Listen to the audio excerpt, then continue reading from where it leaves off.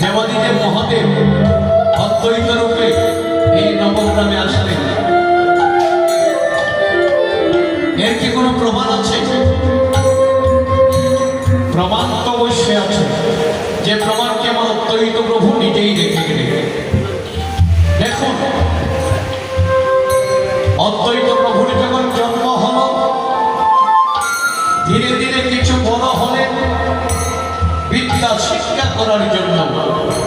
অদ্বৈত প্রভুর পিতার নাম কুবেরাচার্য। কুবেরাচার্য বিদ্যা শিক্ষার জন্য আমার অদ্বৈত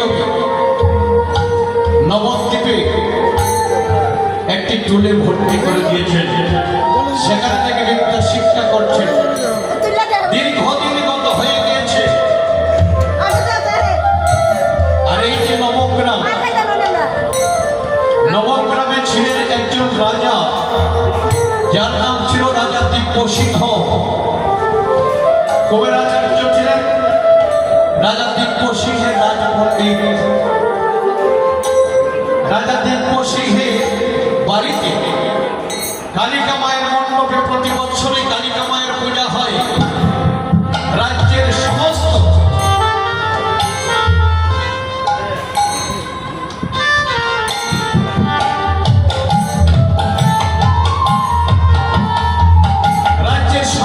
ছেলেমেয়েরা একত্রিত হয়ে এসে কালিকা মায়ের চরণে পুষ্পাঞ্জলি দেয়। কিন্তু তার থেকে বঞ্চিত রয়েছেন শুধু একজন, তিনি কে? আমার অদ্বৈত, যিনি নাকি দুর্দেশন করে নিয়েছে। রাজা দিব্য সিংহ এক বছর কুবেরাচার্যকে ডেকে ডেকে বললেন, হে পণ্ডিত মশাই, আপনার কাছে আমার একটা নিবেদন আছে। কুবেরাচার্য বললেন, নিবেদন যে দেখুন, প্রতি বছর যখন আমার কালিকা মায়ের মণ্ডপে কালিকা মায়ের পূজা হয়, রাজ্যের সমস্ত ছেলেমেয়েরা একত্রিত হয়ে এসে মায়ের চরণে পুষ্পাঞ্জলি দেয়। কিন্তু তার থেকে বঞ্চিত রয়েছে মাত্র আমার আপনার ছেলে, যে নাকি নবদ্বীপে পড়ে রয়েছে। তাই আমার ইচ্ছে এই বছর যেন আপনার ছেলে সকলের সাথে মিলিত হয়ে মায়ের চরণে যেন পুষ্পাঞ্জলি দিতে পারে। সেই জন্য আপনার ছেলেকে বার্তা পাঠিয়ে বাড়িতে নিয়ে আসুন। রাজ আদেশ। কুবেরাচার্য বার্তা পাঠালে, আর বার্তা পেয়ে আমার অদ্বৈত প্রভু বাড়িতে চলে এসেছে। সেই দিন কালিকা মায়ের পূজা হবে, সেই দিন কুবেরাচার্য নাভাদেবী দুজনে নিজের পুত্রকে নিয়ে রওনা হলেন রাজা দিব্য সিংহের বাড়িতে। দিব্য সিংহের বাড়িতে প্রবেশ করে কালিকা মায়ের মণ্ডপের সম্মুখে গিয়ে কুবেরাচার্য নাভাদেবী দুজনে ভক্তি করেছে। আমার অদ্বৈত প্রভুকে অনুরোধ করলেন কালিকা মায়ের চরণে ভক্তি করার জন্য। সজ্জন মণ্ডল অনেক অনুরোধ করেছে, ভক্তি করেন নাই। ভক্তি তো করেনি নাই, শুধুমাত্র অনতি দূরে দাঁড়িয়ে কালীর প্রতিমার দিকে তাকিয়ে রয়েছে। মণ্ডপের পুরোহিত মশাই অদ্বৈতকে ডেকে ডেকে বলেছে, বাবা, তোমার মাতা পিতা তোমাকে আদেশ করেছে ভক্তি করার জন্য মায়ের চরণে, তুমি তো ভক্তি করো নাই বাবা, এসো মায়ের চরণে ভক্তি করে যাও। সজ্জন মণ্ডল এতক্ষণ কিন্তু কথা বলছিলেন না। সেই মাত্র পুরোহিত মশাই বললেন কালিকা মায়ের চরণে ভক্তি করার জন্য। এবার তিনি কথা বলেছেন। কি বলেছেন? হে পুরোহিত মশাই, আপনি যে বলেছেন দেবীর চরণে ভক্তি করার জন্য, আমি কিন্তু দেবীর চরণে ভক্তি করতে পারবো না। পুরোহিত মশাই বললেন, কেন ভক্তি করতে পারবে না? কেন? যে ভক্তি করতে পারবো না এই জন্য, আমি যদি ভক্তি করি দেবীর চরণে, আমার সেই ভক্তিটা আপনাদের মাটির প্রতিমা সহ্য করতে পারবে।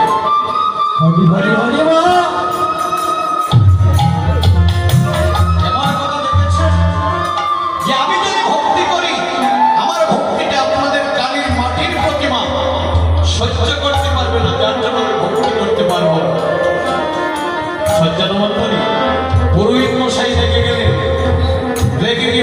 দুষ্ট ছেলে, সব কিছুর একটা সীমা আছে।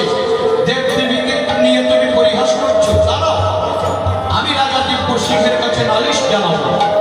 এই বলে পুরোহিত মশাই উঠে যে রাজা দিব্য সিংহের কাছে নালিশ জানালে।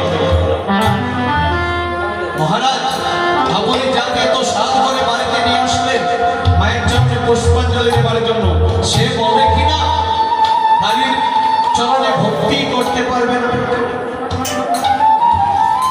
ভক্তি করতে পারবে না। এই জন্য কারণ সে বলেছে সে ভক্তি করলে তার ভক্তিটা নাকি ওই মাটির প্রতিমা সহ্য করতে পারবে না। রাজা দিব্য সিংহ কথাটি শ্রবণ করে মৃদু হাসলেন। মৃদু হেসে বলেছে, বলতে পারে। কেন বলতে পারে জানো? ছেলে মানুষ তো, তাই ছেলে মানুষই করে কথাটি বলছে। ঠিক আছে, আমি যাব।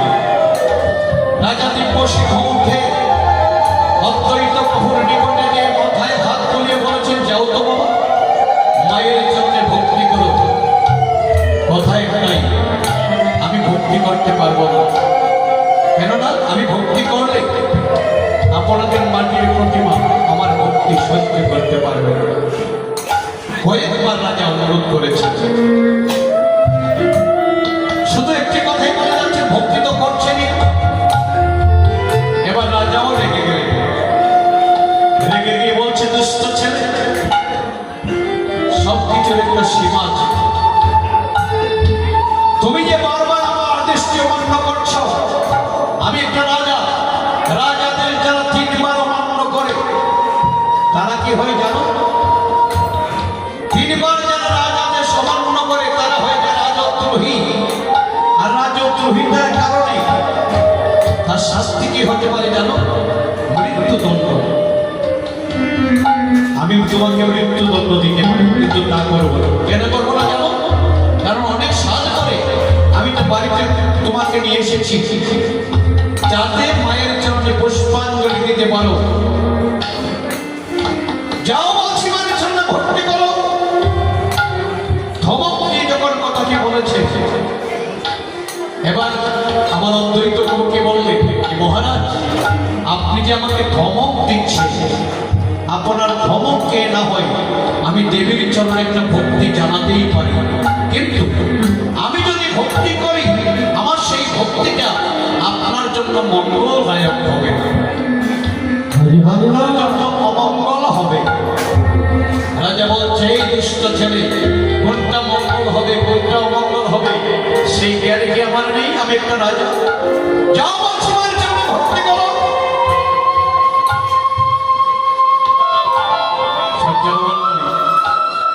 দেখুন, অদ্বৈত মনে মনে ভাবলেন, আরে দুর্বুদ্ধি রাজা, আমি যে কেন একটি কথা বারবার বললাম, এই কথাটা শোনার মতো বা জানার মতো তোমার মনে আগ্রহই নাই, তোমার মনে এমন কোনো মানবিকতা নাই যে এই ছেলে তুমি এই কথাটা কেন বলছো। এর কারণ কি? তুমি তো জানতে চাওনি। জানতে চাওনি যখন, আমিও তো তোমার কাছে বলতে পারি না। কেন বলতে পারি না? আমি যদি বলি, কারণ আমার কথাটা তুমি শুনবেই না। সজ্জন মণ্ডলী, শ্রীমদ ভগবদ গীতা অষ্টাদশ অধ্যায়ে ভগবান শ্রীকৃষ্ণ অর্জুনকে একটি কথা বলেছে, হে অর্জুন, তুমি একটি কথা জেনে রাখো, যে সদা আমাকে অবজ্ঞা করে,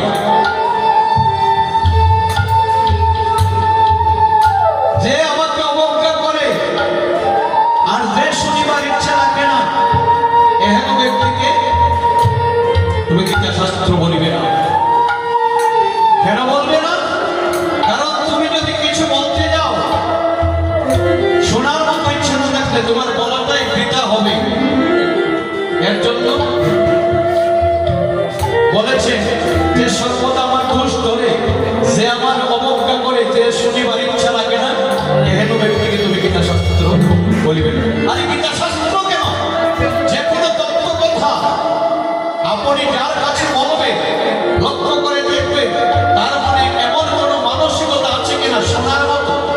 জানার মতো যদি না থাকে বলাটাই বৃথা হয়। হরিবল।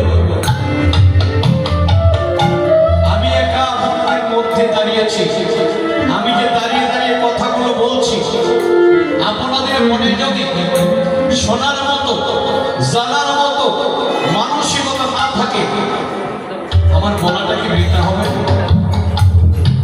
বলে কিনা? তাই আমার অদ্বৈত বললেন, এই দুর্বুদ্ধি রাজা, আমি একটি কথা বারবার বলছি, আমার কথাটি শুনতেই চায় না, জানা তো দূরের কথা, শুনতেই চায় না। তাহলে আমি বলবো কেন? না, আমি বলবো না, কেননা আমি বললে আমার কথাগুলো বৃথা হয়ে যাবে।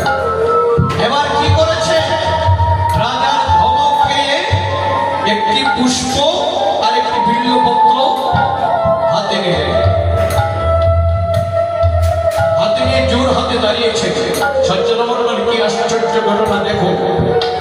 ভক্তি করতে হয় না, কেবলমাত্র পুষ্প বিল্লপত্র নিয়ে জোর হাতে দাঁড়িয়েছেন। যেই মাত্র জোর হাতে দাঁড়িয়েছেন, সঙ্গে সঙ্গে মাটির কালীর প্রতিমা ঘুরে গিয়েছে।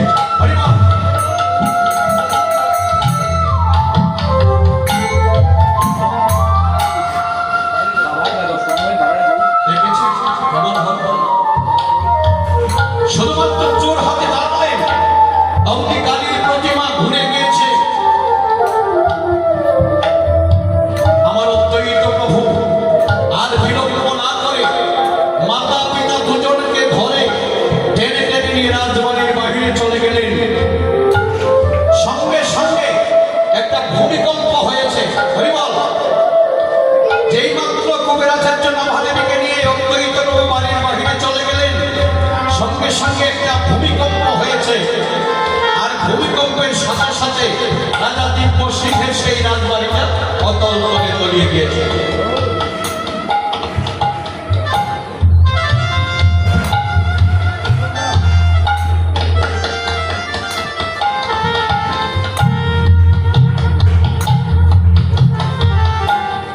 কি চমৎকার দেখেছেন! তিনি কিন্তু এই ইঙ্গিতটা প্রথমেই দিয়েছিলেন যে আমি যদি ভক্তি করি, সেই ভক্তির তোমার জন্য মঙ্গল হবে না, অমঙ্গল হবে। কেমন হলো? রাজা দিব্য সিংহের রাজবাড়িটা অতল তলে তলিয়ে গিয়েছে। সজ্জন মণ্ডলী, যারা কোনা কিনতে যান, স্নান করতে যান, অনেক বড় এরিয়া আমি যে দেখেছি যেখানে বালুচর হয়ে আছে, এই জায়গাটাই হলো নবগ্রাম। আমি পরাদিকটি কমিটির সভাপতির কাছে জানতে চেয়েছিলাম যে নবগ্রামটা কোথায়। আসলে দাঁড়িয়ে তো বলি নবগ্রামের কথা। নবগ্রামটা কোথায়? তিনি বলেছিলেন বাবা নবগ্রাম ছিল, এখন আর নাই। আমি কথাটা বুঝলাম না, ছিল এখন নাই, তাহলে কি হয়েছে? আমি যেভাবে বলছি তিনি সেইভাবে বলেছেন যে প্রথমে রাজা দিব্য সিংহের রাজবাড়ি অতল তলে তলিয়ে গেছে, আর একটি একটি বাড়ি করে যেতে যেতে সমস্ত নবগ্রামটাই জলের নিচে ভেঙে হয়ে গেছে।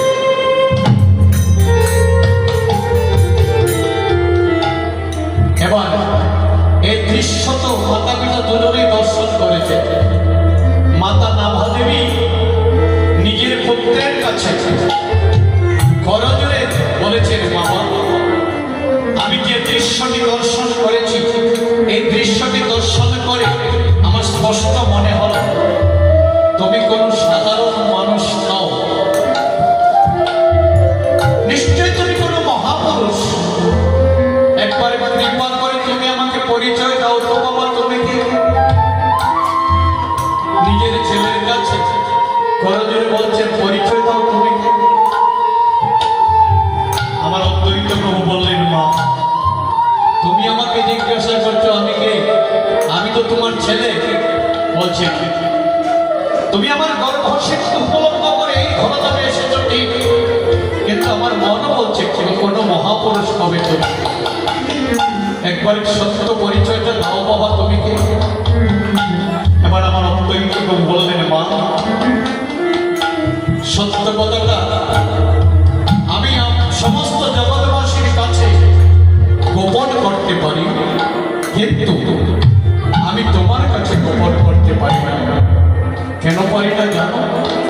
এই জগতেতে তুমি আমার মা।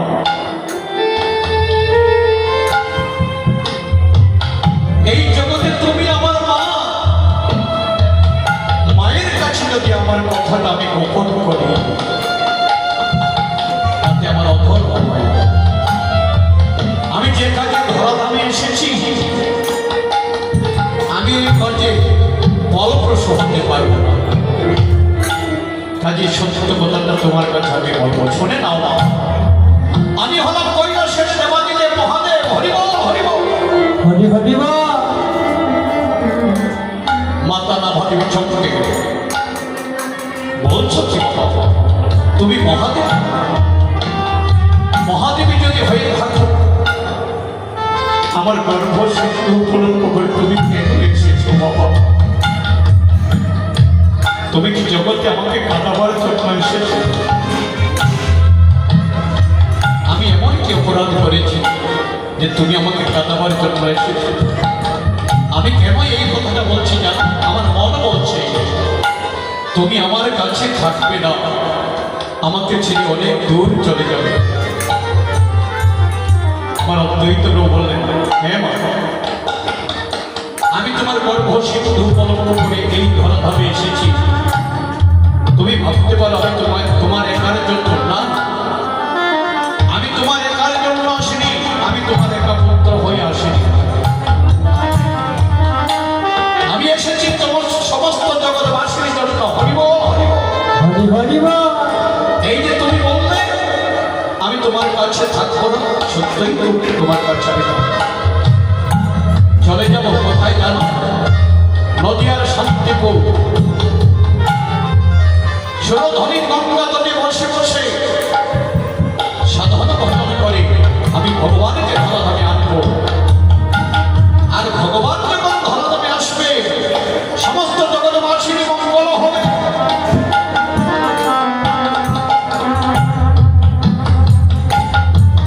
মাতা নাভাদেবী বলবেন, বাবা তুমি আমাকে ছেড়ে গেলে যদি সমস্ত জগৎবাসীর মঙ্গল হয়, আমি তো আর জগৎ ছাড়া নই।